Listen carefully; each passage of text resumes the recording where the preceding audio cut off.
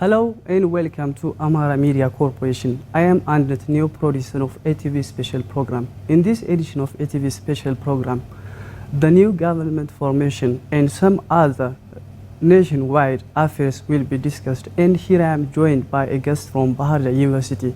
Thanks for coming here, and will you make an introduction of yourself first to our audience? Thank you for having me. I am Misgano Gasha, assistant professor at Amhara University Law School. Good, you're welcome. Thank you very much. And as an introduction to our state, will you state some about the pre-new government formation in Ethiopia? Well, thank you very much again. Ethiopia has a long history of statehood and government formation. So it's very difficult to at the start at a single moment in the long history of Ethiopia. But just for the sake of our discussion, it's good to start with the coming into power of Prime Minister Abiy Ahmed in April 2018. In the TPLF's regime of around 27 years, we know all the popular questions, political instabilities, violations of human rights, economic questions, particularly inequitable development across the regions and across individuals, particularly income inequalities, and other questions where I mean common in every part of the country that finally led to ethnic conflicts, popular uprisings, in the different parts of the country. Then, as a means of changing this situation, the government had made a change and bring a new face into the leadership by appointing Prime Minister Abiy Ahmed as a new Prime Minister. Then with that change and following his speech before the parliament and at different occasions, many Ethiopians, the international community and the political leaders, hoped that it can be a good turning point for the country, and that it could, he could bring democracy, and he could change the political situation of the country as well as the economic problems. Then with the first movement, as we know, the government has introduced a number of changes by amending laws, a number of laws against which people had opposed, including the terrorism law, the election and the political parties law, and other laws. There was also changes with the institutions. Some institutions were changed and some new institutions were added into the government system. There was a release of political prisoners, opposition political parties that were declared as terrorists and live outside as an exile. They allowed to come back and participate in the political affairs of the country. There was, a peace deal with Eritrea was another magnanimous change that the new government brought. However, as time passed, the TPLF and the supporters in and outside Ethiopia were not, do not feel good with these changes. Particularly TPLF, such situation or such changes couldn't sustain the political, military and economic hegemony of TPLF. With this fear, it instigated a number of conflicts in the different parts of the country. Then millions were displaced from their residence, and thousands were killed. Therefore, ethnic tensions get momentum again. Then with this, even the Prime Minister's Abiy's acceptance and the popular support has decreased from time to time. With this, parallelly, the pressure from the international community as well escalates from time to time. Then, taking this as an advantage, TPLF instigate war against the nation by attacking the federal armed force, the Northern Command found in Mekelle. And it also occupies some areas of the Amhara region in the Gondar part. Then with this, the government took a law enforcement measure, and it also tries to constitute a new government in the Tigray region.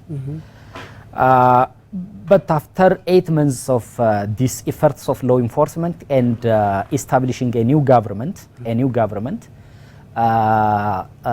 government decides a unilateral ceasefire.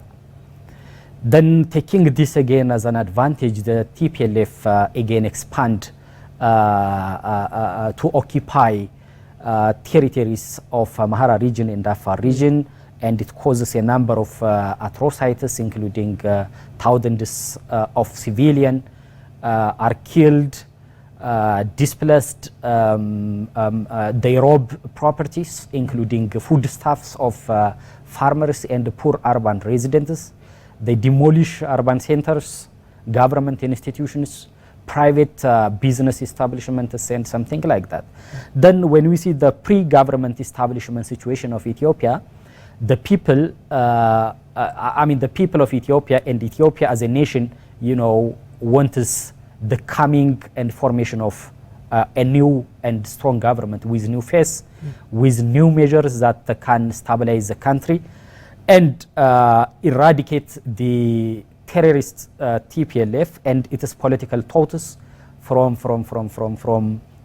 Ethiopia and the political scene in general. This is the situation. Then in the meantime, by the way, TPLF and it is it is a leading force, that is the OLF Shene wing kind. It's the House of People's Representative declared these groups as terrorists. Then this is the situation, the pre-government formation. Having passed through such a challenging situation, the nation was capable of conducting an election which was said to be fair, free, fair and credible. And there it brings us to the new government formation, and the government has already set its direction with regard to the new government formation. Will you state some about the government's effort to ensure the country's interest? Sure, yeah. By the way, the postponement of the sixth national election in 2020 was another point where that attracted the attention of politicians and international community. The election was postponed because of the COVID-19 pressure. Like other countries, for Ethiopia couldn't cope up with the protection and prevention of COVID-19. The government decides to postpone election, and it lengthens the terms of the government through constitutional interpretation. This had attracted a number of views. Some argue that the government, this government is not a legitimate government, and even if when it wants to extend its power, it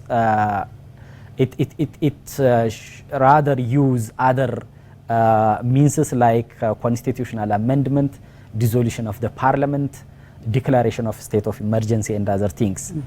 And even TPLF uses this as one point to oppose the government and to claim that the incumbent do not have a legitimate power to stay in power. Then after the government extended its power through constitutional interpretation, in the meantime there was a challenge of lack of legitimacy and acceptance even from the side of some group. Therefore, the formation of a new government could empower the government, because the new government, which came to power through the June 2021 election, it can bestow the government legitimacy, and it can give a new power, a new capacity to act to the best interests of the people, the Ethiopian people, I mean. Well, what does state formation, how do the government establishes a new government, something like that are also good to deal with. By the way, when you say government formation, when you say government formation, the government formation meaning the political party that won election, meaning the majority, that secure a majority seat in the parliament, can constitute some structural organizations in the parliament by appointing the speakers for the House of People's Representative and the House of Federation. It appoints some standing committees and something like that, and then the political parties that secure the greatest seat can appoint the prime minister, and the prime minister again nominates the members of the council of ministers, that is also known as the cabinets. Therefore, it is these processes that we in electoral democracies that is called as government formation. During that government formation, especially after the appointment of the prime minister, in a joint session of the House of Federation and House of People's Representative, the president of the president of Ethiopia made a speech before that joint session, and she sets the major directions that the government has to focus in its 5 years upcoming term. Then during the official launching ceremony held at Meskel Square of Addis Ababa, Prime Minister Abiy Ahmed also made a speech reinstating some of the government directions that the president also set. Generally when we summarize their speech, they focus on the internal and external challenges that the country is facing currently. Well, some of the challenges are not new, because in the long history of the country, Ethiopia has never been free from external aggressions and internal disintegrations, forces of disintegration. Therefore, their focus can generally be summarized in this way. Good. What is expected from the new government? Yeah. Yes, as I have said it, Ethiopia currently is facing a challenge, unprecedented challenge, I can say, from the external organs like the Western powers, the lower riparian of Nile River, and other countries. And Ethiopia similarly is hosting a civil war currently, ethnic tensions, conflicts here and there, some fighters, armed forces that massacre individuals for the mere fact that they belong to a particular ethnicity, or based on their ethnic background. Therefore, there are internal instabilities, including the war with TPLF. And externally, there are similar pressures. Therefore, the first thing that is expected from the new government is to maintain peace and order. Well, maintenance of peace and order requires a strong government that can eliminate questions of, problems with diplomacy, international relation, and international media. Therefore, the government has to deal and settle those concerns from the international, from the status, like the Western status and the international organizations, including the UN. The recent problem with the UN. The government has to improve its diplomatic relations, strengthen its diplomatic and international relations. The government has to improve the way it manages the international media, and it should start creating a good image of Ethiopia. Coming back to the internal affair, the first task, that is expected from the new government is to whip out TPLF with all its wrong political sentiment from the lands of Ethiopia. Currently, TPLF occupies areas in Amhara region and is causing various forms of human rights violations. Is massacring people as it can be seen in Maikadra, in Chena, in Agamsa, and in Afar region. Similarly, it massacres women and children. Therefore, the first task is to whip out TPLF forces from the lands of Amhara and from the territory of Amhara and Afar regions. Not only from these regions, TPLF and its status has to be eradicated even from Tigray region, and the government should work on on this on this task in the first place. The other is, in addition to TPLF, there are other armed forces that are working on destabilizing the country in the different parts of the country. Therefore, the government, once it got this legitimacy from the people of Ethiopia, should strengthen itself and capable of maintaining peace and order across the country. Therefore, the first task is related with maintenance of peace and security. Of course, other external forces like Sudan occupy some territory of Ethiopia, and therefore the government has used either its diplomatic, the diplomatic channel to solve the issue with Sudan and Egypt, obviously as a lower riparian country in Nile, and with the Western powers and something like that. And for those questions that cannot be solved in diplomacy, the government has used its defense force to maintain the sovereignty, political integrity, and the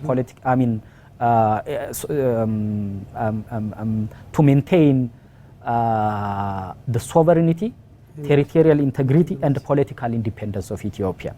The government has to work on these areas. Good. Well, the other can be related with the economic dimension. We know the economic problems in the country. The government has to work on improving inflation, unemployment, lack of foreign currency, the mismatch between the demand and supply, or generally the government should work on improving macro and microeconomic problems. Well, doing this obviously requires institutional building. The government should work on building the institutions, not only institutions in the three wings of the government, like the executive, the legislative, executive, and the judiciary. In addition to strengthening these the traditional wings of the government, the government has to strengthen democratic institutions. The government has to empower private institutions, social and religious institutions, and the government has to work in collaboration with these institutions. Good. You have tried to explain the points that the government has to follow right after it formed the government. Good. And you have already raised that human rights abuse is there with the TPLF side. And in relation to this, why do you think United Nations, US, turn blind their eye to the terrorist TPLF human rights abuse? It's better to reflect your own right here. Sure. TPLF's human right violation, it has a track record of human right violation, starting from the very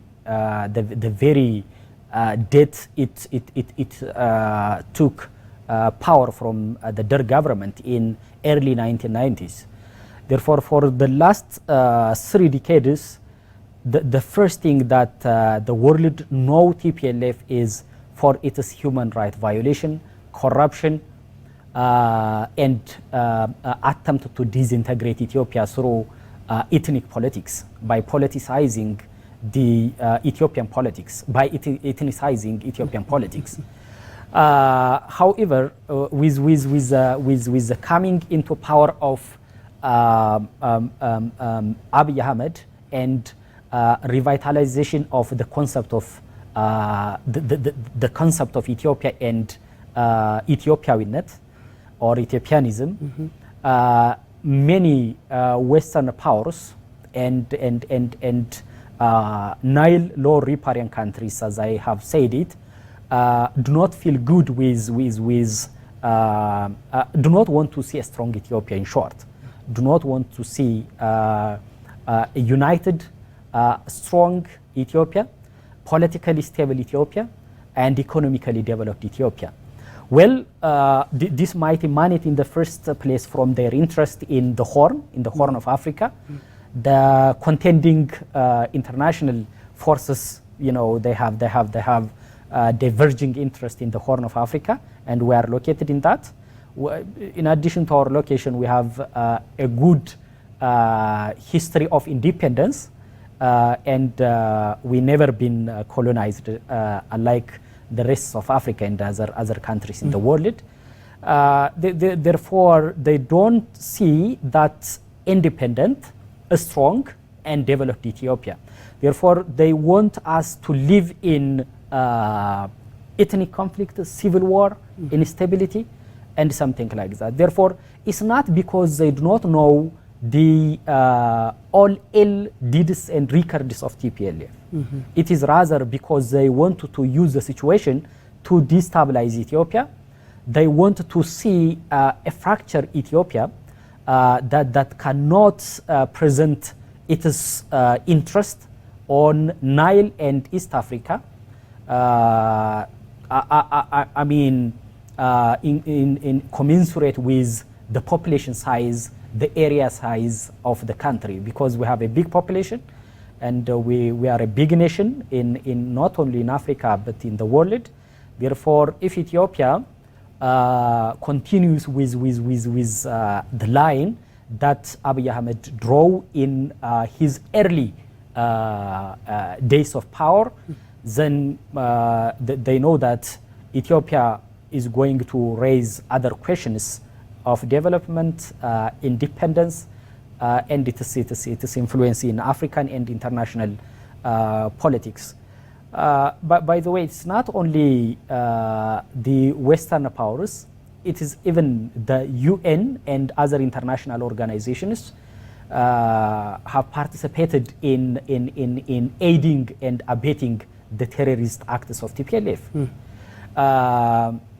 As you might heard, UN and other international organizations have participated in aiding TPLF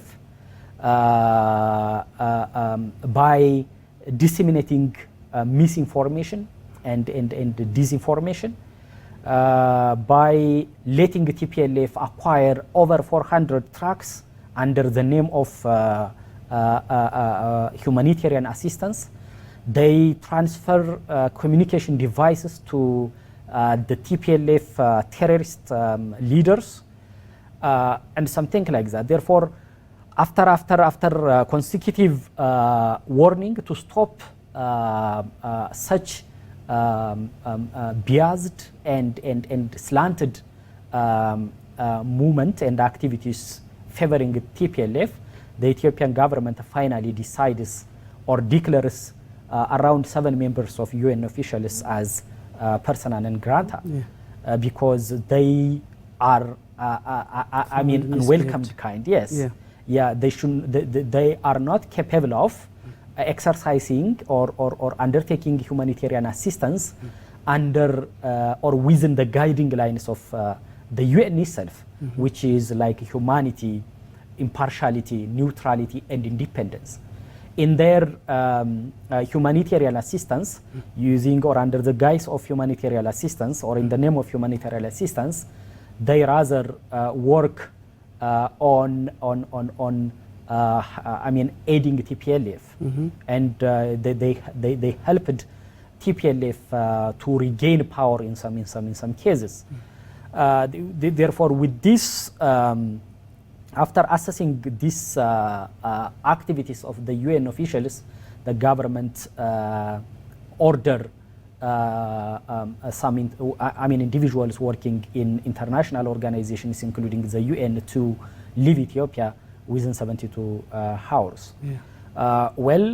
This is, the government is exercising this power because, for example, the UN Convention on Diplomatic Relations give the power, such power to the Ethiopian government. The UN officials feel discomfort with this decision by raising the immunity clauses from the UN Charter, but they forgot the fact that the UN itself cannot interfere in the internal affairs of the country, and no government on earth that could keep its hand trimmed while the country is set into fire. Therefore, as part of government's commitment to maintain the sovereignty, territorial integrity, and the political independence of the country, the government is taking this measure. Good. To the contrary, many high-profile persons, including US government officials, are accusing the United States and United Nations for their unjust pressure on Ethiopia. And what does it imply? Sure. Not only the, the US officials, those individuals working in the UN and African leaders, they unanimously, declare that the current movement to destabilize Ethiopia or to allow Ethiopia in such conflict situations is against the UN principle itself, because the UN Charter recognizes the sovereignty of a state at its very gate.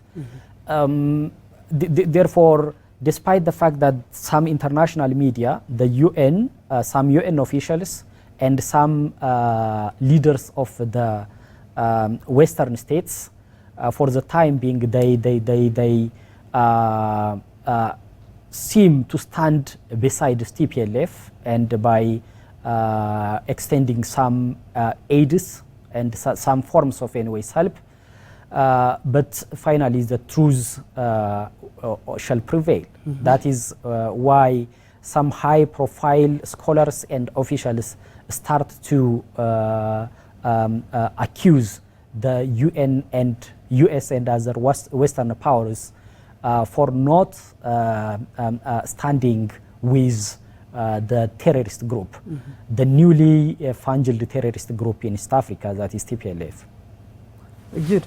Now, the remaining question that I have to forward, what do you think African countries as a whole and the Horn African countries in particular have to do to withstand the international pressure in meddling on their internal affairs? Just your recommendation. Sure. Yes, as one of the principle that Ethiopia follows in order to withstand the pressure from the Western powers is African solution for African problems. Yeah. The pressure from the US government starts with the deal with the Great Renaissance Dam, the deal Ethiopia has with Egypt. In that respect, the UN government, through its Ministry of Foreign Affairs and the Treasury Department, has attempted to influence Ethiopia, and it forces the deal to be concluded in Egypt's favor.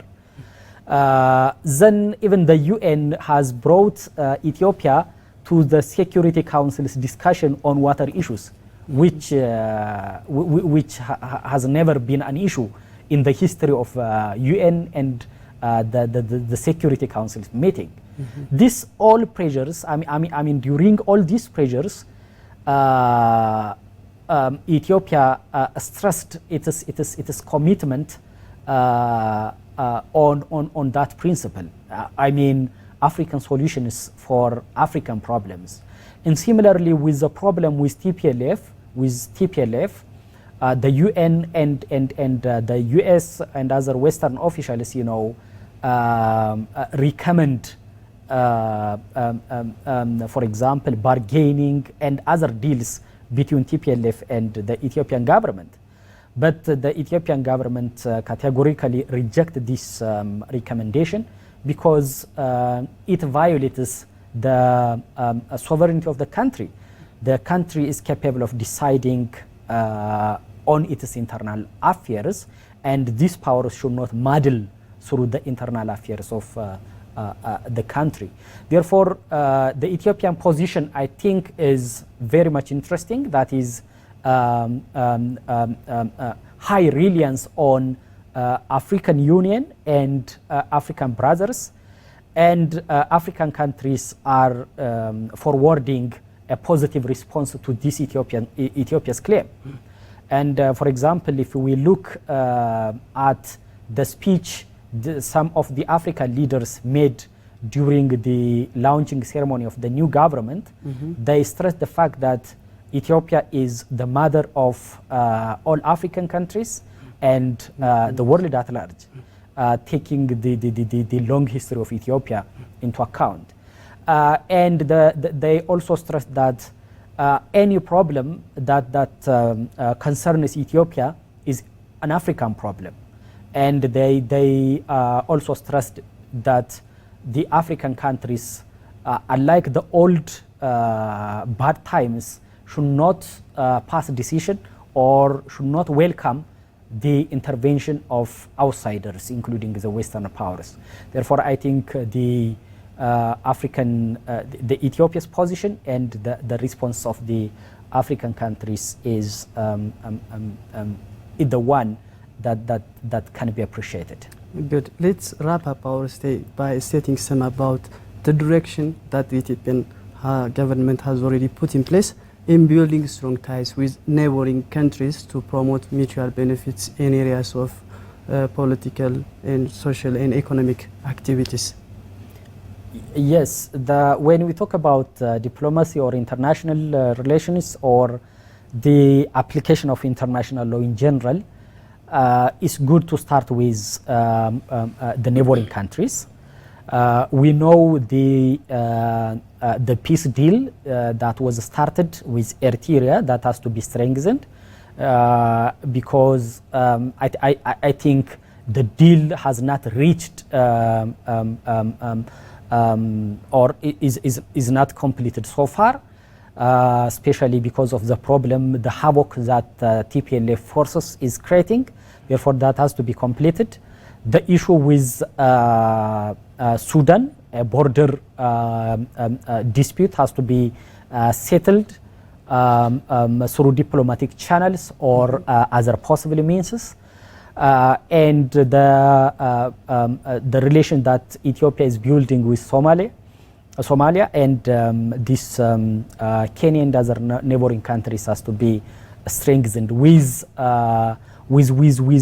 or under I mean within the framework that can secure or that can optimize Ethiopian interest and safeguard its sovereignty. Good. Assistant Professor Miskanao Gashaw at the Department of Law at Amhara University. Thanks for the clarification you gave me on the points of discussion we raised so far. Thank you very much. And dear viewers, here it brings us to the end of our today's ATV special program. Do enjoy the rest of our programs from Amhara Media Corporation. See you next time.